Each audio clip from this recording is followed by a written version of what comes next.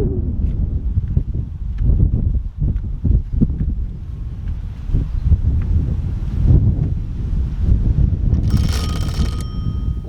back. This is part 2. We're talking World War II, what it was like growing up and being a kid during that time.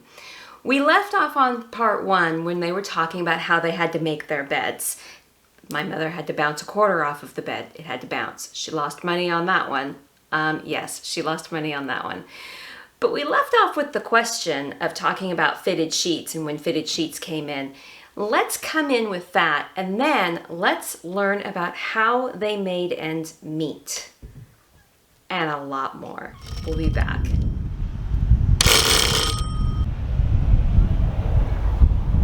So here's a question that is roaming around in internet space. When they make beds now, we in the olden days, I'm going to say me in the olden days too because I do it the old way, they have a fitted sheet, and then you have a top sheet, and then you have your blankets and comforter, or quilt, whatever. Is that the way you guys both do it? Yeah, I didn't have a fitted bottom sheet. So, but you had a bottom sheet? Flat. Yeah, Two flat sheets. Okay. Mm-hmm. I don't think fitted sheets came in later. Yes. They didn't have them. So we had a bottom sheet and the top sheet and then the blanket. So the in thing now is people don't have that sheet above the bottom sheet. They just have a duvet-like thing. And they just crawl under the duvet thing. What if your feet stick out at night? Ooh. That just seems so weird. Like, what happens if your feet stick out? Like, Well, you bundle your feet up. Your duvet Wear your is long socks. enough so you could pull your feet up and the top just completely covers and your tootsies are so warm and Works toasty. for me. Let's knit a pair of socks. Sue has answers for everything. You do. I've been there, kid. Yep. Okay, both of you guys, how did your parents make ends meet? Did you see, I know Nanny didn't have a lot of money from what I understood. Well, in the 60s, she lived on $300 a month. Mm-hmm. But we're talking in But the during the 40s. war, I have no idea. But she used everything. She even grew some pretty unusual vegetables. I know she grew New Zealand spinach because Mom will not eat the New Zealand spinach in my Or yard. the, what are those awful things? They're green and they stick out of the ground like a beet. That's not Jerusalem. Kohlrabi. Yeah, oh. Oh, I love I did that kohlrabi. once. You can have all mine. Yeah, my uncle and I used to eat breakfast at the table in the morning, and he hated the yellows. I liked the yellows. So when my grandmother went through the swinging door into the kitchen, we traded. This is the same uncle that did the same thing with me. Yeah. I liked the whites, he liked the yellows. We traded when she turned her back. Very good. Things Very move on. good. So how did your family make ends meet? I was not aware of. All I remember is my father bought a Studebaker. This was shortly before the Pretty war. And he made the statement that they paid enough so that now they own the trunk. And eventually that owned the whole car. We did not discuss finances. You didn't. There was always food on the table. So, a kid doesn't care. That's it. What did the food look like that was on the table? Was it complete whole meals, or was it just, this is what we have for right now? No, it was always a complete meal. Okay. And for you, was it always a complete meal? Sure. Sunday was my little friend the chicken with mashed potatoes and peas, because we had to shell the peas. And I got to mash the potatoes. I sat on a little step stool that she still has I have in my grandma's kitchen under the cabinet, and I got to mash the potatoes. I wasn't crazy about the peas, so I hid those in the potatoes. And green onions, for some reason. I guess the crop must have been good that year because we had lots of green onions. Yeah, interesting. Very interesting. Did you guys, either of you, notice if the government stepped in to help with anything? I don't know what the government was.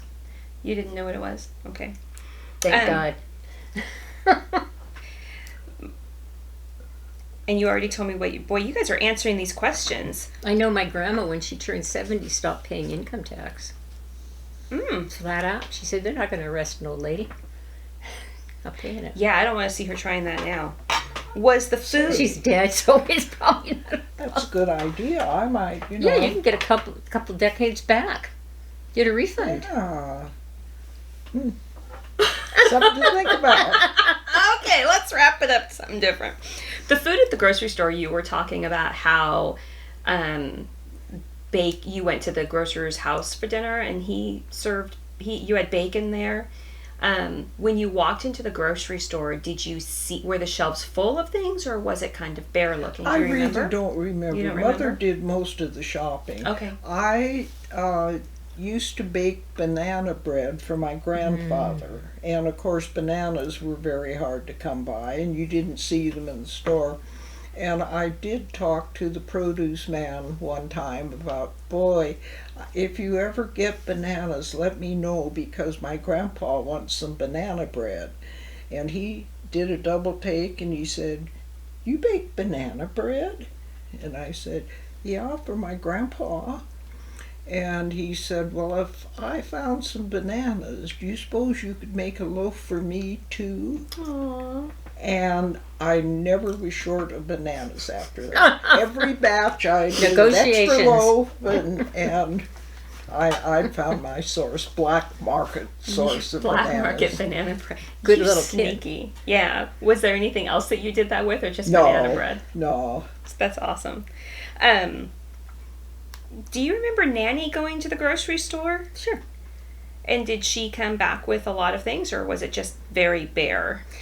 Paper bags. I remember being fascinated by the cans on the shelf. I do not recall them in my mind as being scarce. But this is probably mid-40s by the time I knew stores were there.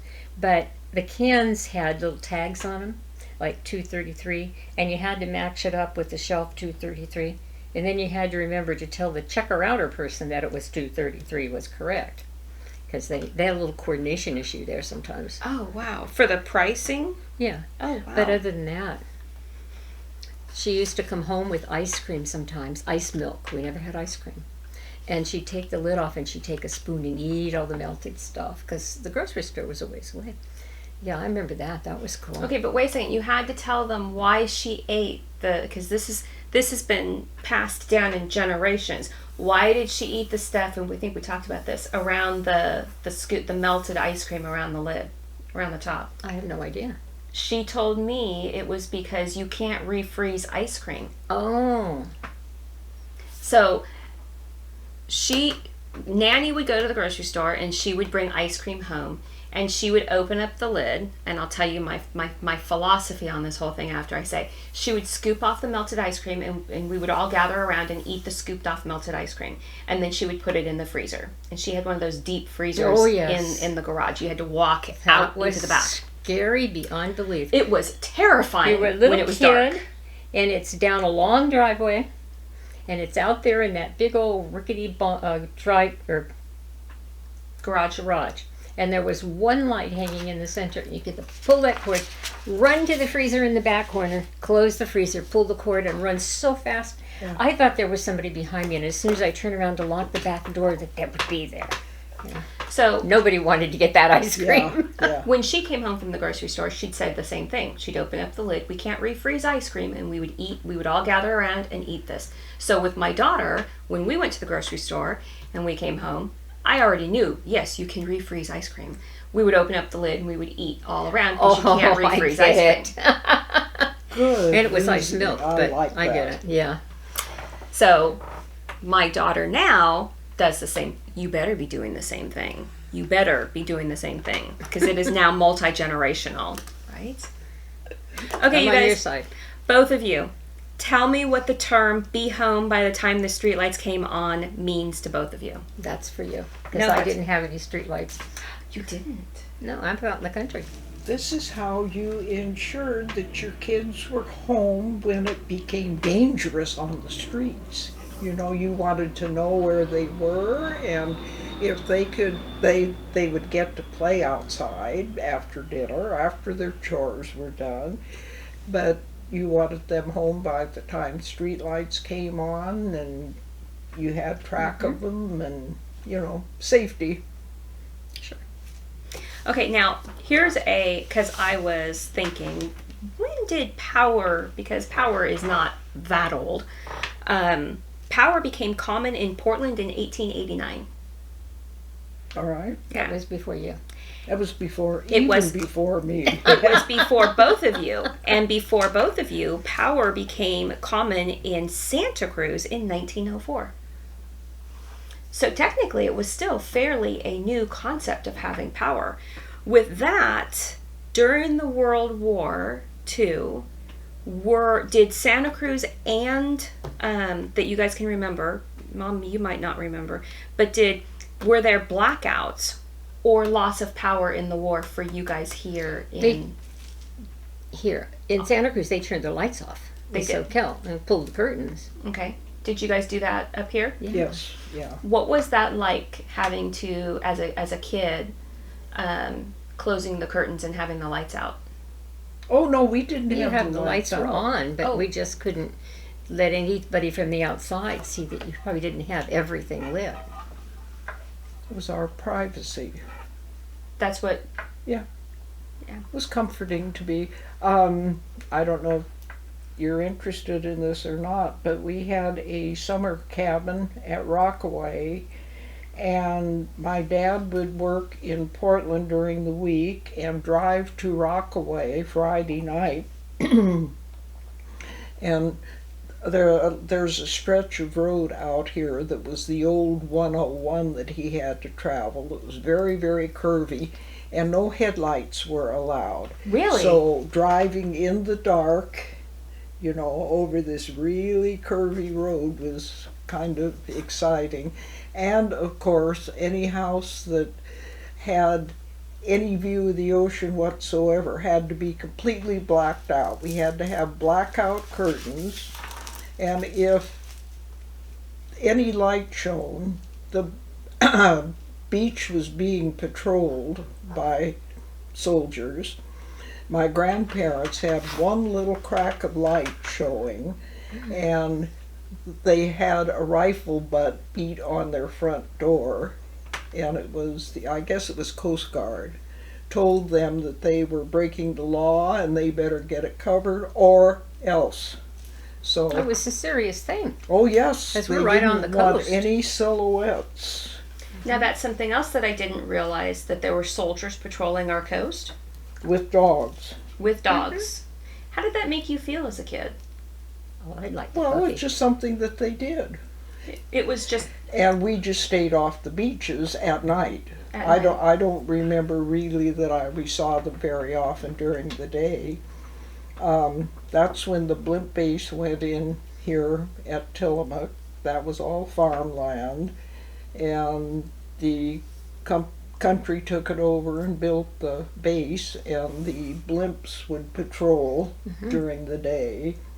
And 2 houses up from us was a duplex that some of the guys had rented, and they had their families living in this duplex, and every morning one of the captains would be piloting the Zeppelin, and this big nose, silver nose, would show up Oh, in our gosh. window just right there. And I can't imagine what that would be like. and the Wow. guy would lean out of the gondola and wave at his wife. I love it. And they were so quiet, you didn't hear No, them at all. no. Just all of a sudden, there it was. We should stop on the way home and take some pictures of that. I for your was thing. already Yeah. on that for Because you. it's so huge. What's a care light? Car. Car light. Well, so there's an E on the end. It's car. If you watch Foley's War or some of the old movies, they had coverings, like Sue said, all over them, but they had this tiny little slit, Oh. like this. For a little Headlight? bit of light to come out This very little slit. on Oh. on the road, on your headlights for your car. So I don't remember that. how did your dad drive? About 2 miles an hour. Oh, bow. He should have left set Friday morning, Thursday night. He'd get there by Friday. That's a long ways. Wow. Well, it was just basically the strip from Bay City to Rockaway. Okay. Coming over the mountain, no problem. Never been on that road. Yeah. In Bay City, instead of taking the through road, take the road through Bay City. It goes up the hill. Is that Alderbrook? Been up the hill. Well, it isn't Alderbrook. You go right through the center of town and up the hill and just keep going on that road, and it's going to wind around and come back. Oh, how to describe it. Just across from Garibaldi. Okay. So it's cresting the hill. And We coming should down. take that drive someday. Yeah, okay, someday. That is the old 101, and we watched them build the ocean level, and we thought it would never work. We knew it would flood, and wash out the first winter. But it made it. Oh, and it didn't want it. Oh, so that's interesting. I did not realize that we had people patrolling our beaches. There is an excellent book, and I haven't been able to find it lately. It's called Tillamook Light. That's the title of the book. I cannot remember the author's name. If you can give me a bunch of authors, that there are several books by that name, but I could tell you which one it is. He was with the Coast Guard, and he was on the beach patrol, and his dog got into trouble somehow, and he was trying to call for help to extricate his dog, and he forgot what call number to use. So whatever call number he used, it informed the headquarters that they were under attack, so they sent... The world came, huh? And here it was, a dog with a sore foot, Oh, that's... So his so important. punishment was to be stationed on Tillamook Light, up there off the seaside. And it is a hilarious book, and it's really true. It's factual. She's good at finding anything. So. Well, I also have a friend. So, David, if you are watching this, I'm just going to give this to you. Tillamook Light is the name of the book. It's a male author. He did beach patrol, and he had a dog. Patrol dog. A patrol dog. Okay. He will find that, and then he will message me. Good, and do let me know. I will. If you find out where I can get a hold of a copy. I will. He actually works here in Tillamook, so I'll see if he can do that. He is also a really big history buff when it comes to Tillamook history. Yeah, so how did you guys, so we talked a little bit about news. How did you guys get the news? Was it just in the movie theater and over the radio? For us it was. My grandfather got the paper on Sundays because he used to read me the comics. But they got one paper on Sunday and that was it. And then it was just the radio. And what about... There were two papers, the Journal and the Oregonian, but the news, of course, was a day or two old. So I can remember trying to talk to my mother, and she was always with her ear glued to the radio listening to the war news. Really? So Yes. kind of like we are now watching the TV about the events that are going on now. So your mom, what did Nanny do? Bobby read the newspaper to you on Sundays. What did Nanny do? I don't remember her doing anything other than working in the yard and canning and cooking and sewing. She took me to the fabric store one time in Santa Cruz, and before we could go, we had to take the pattern, cut it all out, lay it on the floor, and make sure we did not have an inch left, and then we'd go buy that much fabric. Yeah, I always thought I wanted to buy some fabric and cut something right out of the middle. Did you ever do that? No. Oh, we need to do that. What about you? Did your mom sew? No. No. Did you sew? She learned to sew, and she made me a blouse, but in making it, she ran her finger under the needle, and I never did hear the end of that. So one blouse is all she ever sewed for me. Oh. She used her machine to mend sheets and so forth. Okay. So were you guys really big into the mending of things in your household? Trying to make things last as long as possible? Everybody did. Everybody. Yes. It was just common. Yes, and nothing went to waste. You collected the fat off of any meat or anything that you cooked and put it in coffee cans and turned it in at a gas station for some reason or other. Really? And you always recycled your newspapers, and nothing went to waste. Unlike today. Which is a good thing. Yeah, And there was no plastic. No, that was pre-plastic. Yes. So everything was either in paper or cardboard or cans or bottles.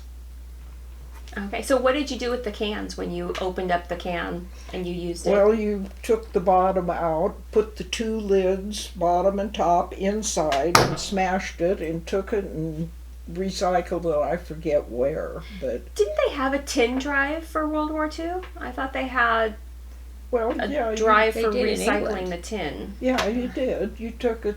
There were stations where you turn it in. Yeah. Okay. And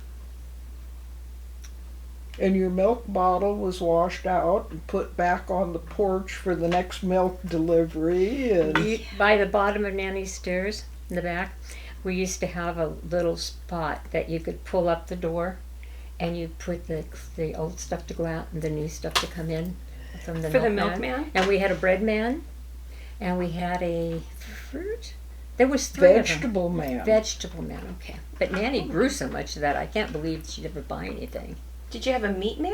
Or did you have to go to the butcher? She bought, they bought meat in bulk and had it all cut up, and it was stored in Soquel, not the main street going through, but the first one that goes left to right, goes to the beach in Capitola or here. And there was a great big freezer place down there.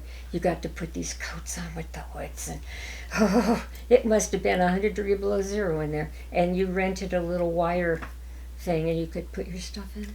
So she rented a freezer outside of her home. Mm-hmm. You didn't have home freezers. No. Did you have the same thing? Did you have a We freezer had rental? an ice box. Okay. We didn't even have a refrigerator.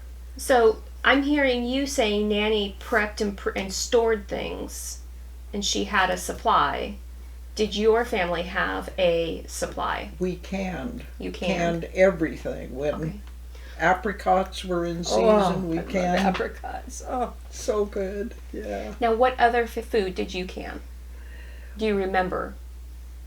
The string beans always, and every fruit, peaches, everything that came along we canned. Carrots, all our vegetables and all our fruits, and we did not can meat. And we did not buy it in quantity. We went to the store when we had our ration coupons, and we ate mainly hamburger because it went farther. It's gone up in price too. So, Nanny, you guys rationed down in Santa Cruz also. everybody coupons. was everywhere. I think it's interesting because you lived very rural, and you lived in the city. So, hearing the two differences between the way you guys both lived is interesting, because you didn't have to have a stockpile as much because you could just go to walk to the store. Because I remember you talking about walking to the store last time, but your store was a little bit of a trek for Nanny. Mm-hmm. It was something Cliff Drive, Yeah. East Cliff Drive, West Cliff Drive. It was pretty much in Santa Cruz. Okay. And what were you gonna say? Our store was 4 blocks away. It was the Broadway Columbia Market, which was torn down, and the Lloyd Center was built on the site. So you lived 4 blocks away from the Lloyd Center. Yeah. There you go. Long before it was the Lloyd Center. Now, is your house still standing? Yes. Really? I had a friend who lives in that area, and she asked me one day where I lived, and she said, "Oh my gosh." She put me in the car, and we went and looked at my house. Oh, how fun. That's awesome. My house is an auto parts store now. Oh. It's not the auto parts store, it's the parking lot. So I my prefer to think it's an auto parts store. So she lived, and this is if anybody is ever from Santa Cruz, this is how we would describe where we lived. We live in the White House with yellow trim across the street from the mushroom factory. On Highway 1. On Highway 1, on Okay. SoCal Drive, yeah. Okay. 3545 SoCal Drive. I do remember Nanny canning pears. Really? Because I would she's standing at the sink, the pears are here, she's peeling them and she's putting them in salty water, I think, over here. And I figured, why go to all the trouble? I'll just take it out of here. Got my hand slapped more times than I can tell you. There, use that one. I probably still have bruises if I look hard enough. What else do you remember Nanny canning? Something that it would be canned in. Oh, she did pears in different colors and reds and greens. Why? I don't know. I wasn't in charge. She did peas and beans. I don't know if she did carrots or not. They always had that icky black stuff on it. You know, Ooh. the pepper. Oh, God. So I didn't eat them unless they were fresh. Yeah, I don't remember what else. So how did you guys store your potatoes? You said you grew potatoes. I know Nanny would have grown potatoes. How did you guys store your potatoes for the longest freshness? I don't remember. That was my dad's job. That was your dad's job? Nanny had things in the garage in the back before that freezer came. And I watched her preserve eggs one time. She had a great big crock, and she put a big thick layer of salt on the bottom. Then she put eggs in there, and then she'd cover them up with more salt. And it was like so big, and then she put it somewhere. I don't know where she put it, but I thought that was interesting. Interesting. And she made candles once. She dipped them. Now, what did she use for the wax? I don't know. Paraffin. Yeah, I was just a kid. Everybody used paraffin. You used it to seal your jelly and jams. We have to resort to that. And you used it to burn. You could melt it and pour it into. Yeah, it's actually, we were at the grocery store and there was a shortage. There was a big empty space where the paraffin was. And because there's no lids, and now it Now looks they're gonna like use that. people are going to the paraffin, which as a canner, I probably should say it's not a recommended use anymore. But when it comes to having food or not, Well, and I, as a new bride, decided for Christmas I would can jam for everybody, and I used paraffin because that's what we had always done. And I stored it out in the cupboard in the garage, and the mice got into it from the no. field across the way. It ate the paraffin, and I had nothing to give at Christmas. yeah, mice It's love candle wax. I left a candle outside once. The rats love candle wax. And I only knew it was a rat because he left his teeth print in the wax. And then the wax disappeared a couple days later, so he came back for seconds and thirds. Oh, I live in the country. At my house, they eat Miracle Grow, the spray to kill weeds, weed killer, And Sluggo. and Sluggo. They love Sluggo. They'll take the plastic bottle and make it lace. Eat the whole thing. So wherever that thing is, he's got to be really big or dead. Now, did you pressure can? Did you have a pressure canner at that No. time? No. No. Did Nanny had a Yes. pressure canner because you... When you were little, and this big thing, and it's spouting smoke or steam, and it's got this little round thing on it going. I'm not getting close to that. It's probably got a chicken leg in it. Yeah, fruits and vegetables we cold pack canned them, brought them to a boil, boiled them for 20 minutes, and that was it. With non-acid foods like the beans, we did for 2 hours. Yes. And still the doctor boiled them for 10 minutes before he'd eat them. I love that. Nice house dinner guest, huh? Think I'll recook your dinner. Okay, so I think I know the answer to this, but it's a question. So what's the most common mode of transportation to get to the grocery store and bring your stuff home? Car. Car for you? Yeah, they had an Walk. old Oldsmobile. Walk. because you were 4 miles, so you were far away. No, we were 4 blocks. You were 4 blocks Yeah. away. Thank you. 4 blocks away. And was it just your mom that went? No, my dad would stop on his way home. He'd get off the streetcar at the corner where the store was and bring home whatever. Whatever she needed. Because you couldn't, if you're walking, you can't just bring home whatever you want. You have to carry it. Well, in those days, there were only 3 of us, and you don't have that much to carry. Yeah. Very good. How often and what type of clothing did you have, and how often did you purchase? Did you remember ever having clothes bought for you? We made them. You made them? What about you? No, we bought everything. My mother didn't sew, and I was too young. She wanted her fingers. Yeah. And and you laid everything out. So you pre-planned your... Yeah. Then we go to town and buy the fabric. Shoes. I know I had those little brown and white ones. White shoes were hard to keep white, but You lived in the country. I know. Wooden shoes. Did you ever get wooden shoes? I'd probably get termites. No.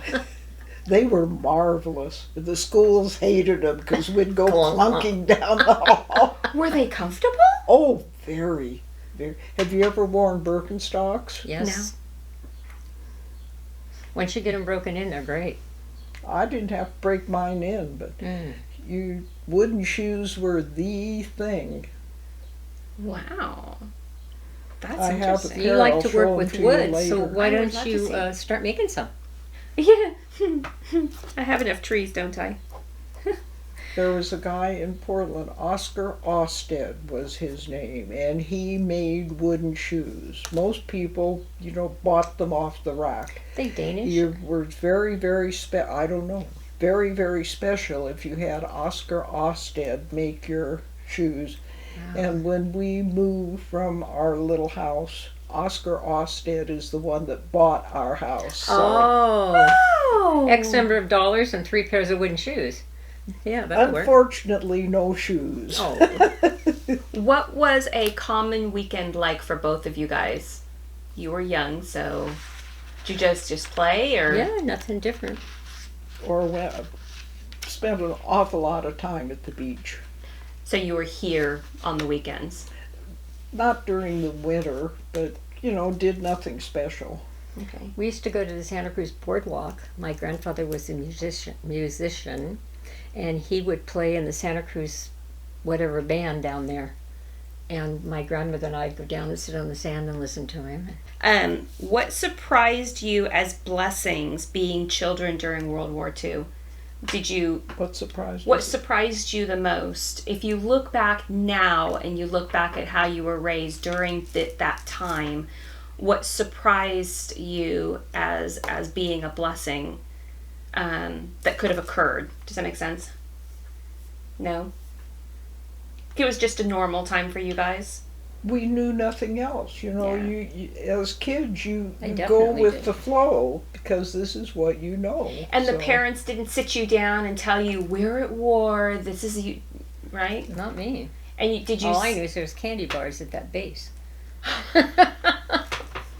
And did your parents, did you hear your parents talking about or worrying about that kind of stuff in front of you? No, not don't really. think so. Okay. That's important. This was what was happening, and everybody was going through it. And we hoped, of course, that my cousin in the Coast Guard was fine. And Okay. So your cousin was in the Coast Guard. Where was he stationed? I don't know. Don't know. Uncle Frank, when you watch the old pictures on TV, the black and whites of guys with guns going from building to building in France or Belgium or whatever, he was one of those. Oh. Uncle Seraphine was a navigator on a plane. He died in the North Sea. yeah. He was a radio operator in the 34th Bomb Brigade on Jerks Berserks. He was also a very handsome man and Very. apparently had a lot of women after him. Just saying, he got an awful lot of letters. What were some challenges that surprised you during World War II as children? did you know of any, like walking the beach, seeing the people patrolling the beach, that was just an everyday thing for you? Oh, yeah. Nothing surprised you as thinking anything was going to hurt you, or? No, and I think I was at a young enough age, I had no concept of anything hurting me or anything coming. No concept. That's interesting. You had no concept of of something, impending doom. What was happening over there? You know, I had a teddy bear and I had a doll that lost her wig. My grandmother fixed it, and I got to go to Fort Ord once in a while with my grandfather. Oh, we did go downtown in Soquel, and my grandmother used to make amazing pies. Oh, and she got in this health kick. They should have wheat germ in them and all this other horrible stuff. So my grandpa would sneak me out, and we'd go downtown, which was about maybe 2 miles to this little tiny town, and we'd go into the drugstore that had a big soda fountain, and he'd order 2 pieces of pie, and he'd say, "Don't you tell your grandmother about this." Good for him. She was trying to make him healthy, and he wasn't having any of it. So today, are you getting the theme with all of this? The theme of they weren't aware that they were without, just something that they did. And they canned everything. I'm a huge canner, and I'm like, I love that. But what I loved even more in this section was they were allowed to be children. They weren't sat down, they weren't talked to, they didn't have this heavy cloud of a war around them. They were told to go outside and play. They had dolls. They watched their parents mend things and make things last longer. They knew that something was going on, but that's just normal life to them. So in essence, what I'm getting is the parents let the children be children while they took care of business. Makes you wonder what was really going on in the brains and the mindset of the parents. That's a heavy burden to carry. But it's a true blessing that they didn't pass it on to their children to carry as well. I'll see you back in part 3 in just a moment. Thank you for watching. Like and subscribe if you wouldn't mind. I appreciate you being here. Bye.